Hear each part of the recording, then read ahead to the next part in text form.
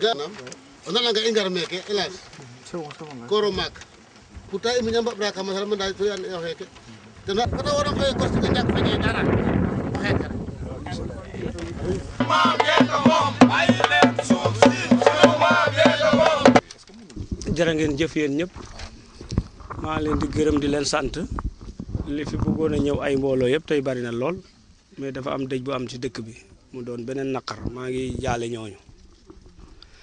waaye naqar bi mooy jaay doole bi ñuy SAPCO di jaay doole weer ko ci Paul Faye loolu bokk lu ñu naqari ndax ñoom buñ ñëwee di nat suñu suuf si di xotti suñ tool yi te waxuñu ak ñun te dëkk baa ngi nii kenn mënu faa dox kon donc bu ñu jëloon pour dimbali ñu balaa ñuy wax lenn ci dëkk ba lañ waroon tàmbale waaye jël toolu jàmbur ay maamatam nga ñëw fekk ne ko état la ne ko fokkat ci loxom yeewu benn suba ñii nga yónnee leen 400 000 ñii nga yónnee 200 000 di naan yow lii mooy sa li nga war a am ndàmpaay si sa tool loolu teguñu ko fenn moo tax société SAPCO il faut que ñu jaamaarloog moom ndax amaluñu benn importance bu dul ay nax kese moom lañu gisuñu lenn rendement bu ñu indil bu dul sonal ñu di jàpp ñu ci tëj ay kaso am na ñoo xamante ne jël nañu fii seen suuf jaay leen dool dem tëj leen ci kaso ñëpp di ci xool seen bët loolu nag dafa war a jeex dafa war a jeex.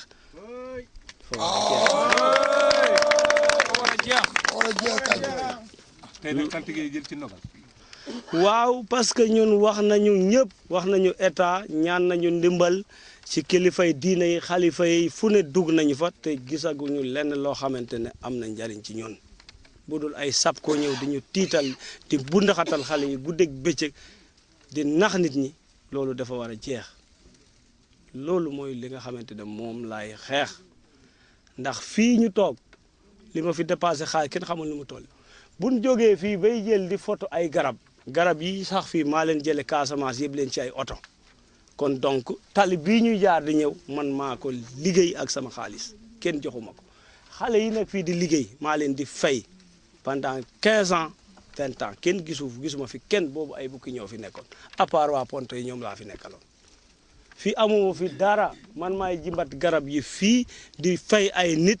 bañ demee ba ñu xam ne fii ay hôtel la ñu wax ma dem indi fi ay projet ay 230 milliards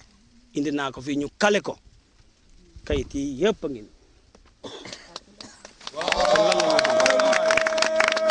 kayit boo dugal ñu sànni ko voilà